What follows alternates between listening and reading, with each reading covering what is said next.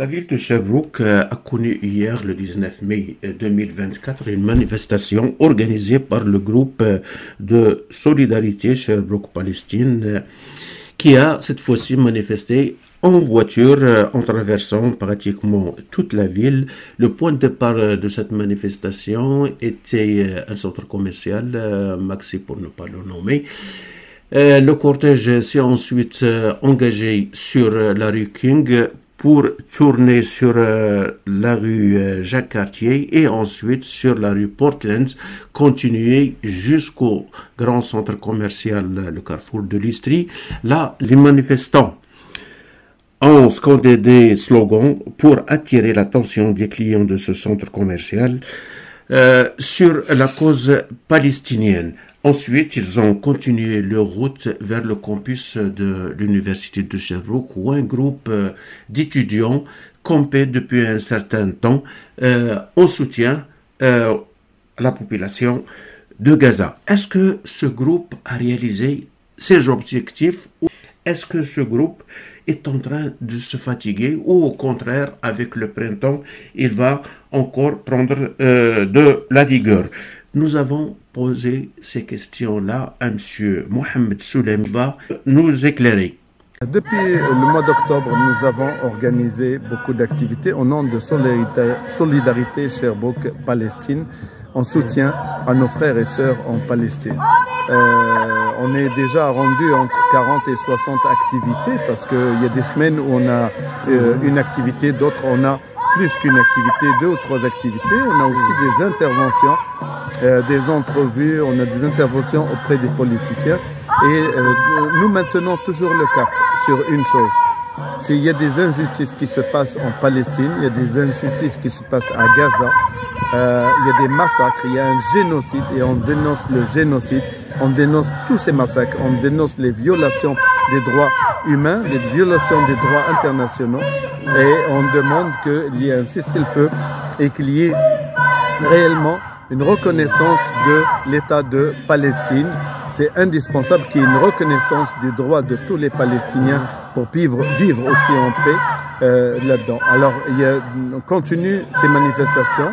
Alhamdulillah, la ville de Sherbrooke a soutenu le demande de cessez-le-feu. Maintenant, le gouvernement du Canada est dans la position où il demande aussi le cessez-le-feu alors qu'il ne le faisait pas au début. Là maintenant, il a déjà décidé d'arrêter les nouveaux contrats de vente d'armes à Israël. Mais nous, on demande l'arrêt de l'exportation des armes. Même les contrats actuels, il faut qu'ils s'arrêtent. On demande ça aussi. Et on demande une intervention de la part du Canada pour faire en sorte qu'il impose avec les autres pays du monde, avec les Nations Unies, qu'ils imposent le cessez-le-feu. Parce que juste la demande de cessez-le-feu, l'État d'Israël, malheureusement, il n'écoute personne. Donc il faut qu'il y ait les casques bleus qui puissent être déployés en Palestine pour pouvoir faire respecter un cessez-le-feu et qu'il y ait vraiment des sérieuses discussions, négociations pour faire en sorte que la Palestine soit libérée. Alors, c'est quoi les démarches que vous avez faites jusqu'à présent auprès du Premier ministre du Canada en ce sens-là?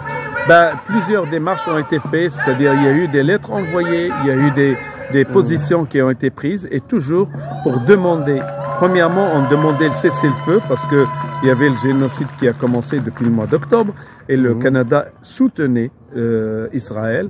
Là, on demandait le cessez-le-feu. Là, maintenant que le gouvernement du Canada a pris la position pour cessez-le-feu, ce qu'on demande, c'est qu'il y ait la reconnaissance de l'État de Palestine. Nous voyons ici des étudiants qui maintiennent un camp ici. Ça a commencé depuis quand et c'est quoi l'objectif de ce campement-là? Alors, effectivement, les étudiants de l'Université de Sherbrooke ont décidé de joindre leur voix avec tous les étudiants à travers le monde, dans les universités à travers le monde. Il y a plus de 40 universités aux États-Unis, il y a plus de 10 universités au Canada, il y a des universités un peu dans plusieurs pays, au Japon, en Australie, en Angleterre, en France, en Espagne, en Belgique. beaucoup de pays qu'il y a des campements dans les universités pour justement de faire le boycott, demander aux universités de faire un boycott pour les relations avec Israël. Et nous soutenons cette démarche-là. C'est pour ça que nous sommes venus soutenir les étudiants de notre université, l'université de Sherbrooke, qui nous tient beaucoup à cœur, qu'on respecte beaucoup, et on demande que l'université aussi présente ces relations, qu'elle dévoile s'il y a des relations, on ne sait pas s'il y en a ou non, mais on demande que ça soit dévoilé et qu'il y ait une position pour arrêter les relations, pour mettre pression sur le gouvernement d'Israélien d'arrêter ce massacre et dénoncer le génocide qui se passe actuellement à Gaza, en Palestine. Il y a des gens qui disent que vous allez être fatigué et que finalement vous allez déposer les armes. Est-ce que c'est vrai? Quand est-ce que vous allez cesser de manifester? Je pense qu'on ne peut pas être fatigué, nous, en pensant à nos frères et sœurs à Gaza. Il y en a qui se sont déplacés plus que 10-20 fois de leur endroit. Ils n'ont plus de toit, ils n'ont même pas de quoi manger, ils n'ont pas d'eau, ils n'ont pas de soutien, il n'y a pas d'essence pour qu'ils se déplacent. Alors, quand on pense à eux, on peut se dire qu'on ne peut pas être fatigué. Et c'est ce qu'ils disent aussi les étudiants. Ils sont pleins d'énergie pour continuer parce que le moindre des choses qu'on peut faire, c'est de lever la voix et de maintenir la pression sur le gouvernement du Canada et pour que lui, il ait une pression aussi sur le gouvernement d'Israël pour arrêter ce génocide. Et donc, on n'a pas le droit d'arrêter. Et je pense qu'il y a beaucoup de mouvements. Quand on fait maintenant manifestation en voiture, sincèrement, il y a beaucoup de soutien. Les gens klaxonnent, nous soutiennent. Alors, c'est important de voir que dans la société en général, l'opinion est devenue claire, nette et précise en faveur de la libération de la Palestine puis d'arrêt de ce génocide. Nous avons vu que, vous avez toujours manifesté, qu'il pleuve, qu'il neige, qu'il tonne, vous êtes là.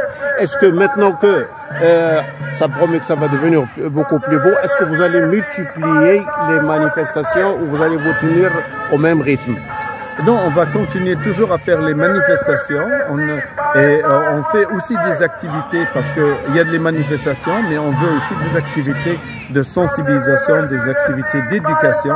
Donc on a des conférences, on a des projections de films, on a des activités pour les enfants et ça amène les familles à être avec leurs enfants et à voir, connaître, leur partager la réalité de ce qui existe, les sensibiliser. Alors on multiplie le nombre d'activités. Là maintenant, un soutien aux étudiants dans les campements et on va voir pour les prochaines semaines, dépendamment de la situation. C'est sûr que l'angle qui va être pris maintenant, c'est de demander la reconnaissance de l'État de Palestine. Et déjà, ça a avancé parce que le Canada a affirmé qu'il pourrait reconnaître l'État de Palestine sans l'accord d'Israël, ce qui est déjà un point important. Et donc, il faut maintenant aller vers l'avant.